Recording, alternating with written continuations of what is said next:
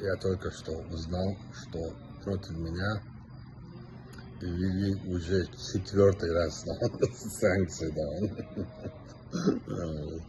Мне очень смешно, да, потому что, да, я никогда, да, не буду, да, иметь отношения с Америкой, да, и ездить, или там у меня нет, да, счетов, у меня нет ничего за границей, да, кроме друзей, да.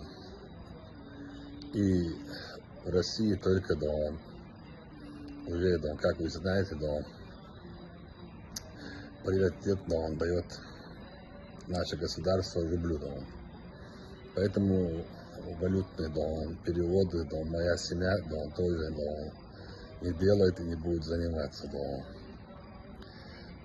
Мне еще, да, смешнее, да, стало, когда я прочитал, что ввели и против моей дочери Табарик, да, санкции, да, ей исполнилось, да, месяц, по-моему, назад, да, 18 лет, она стала совершеннолетней.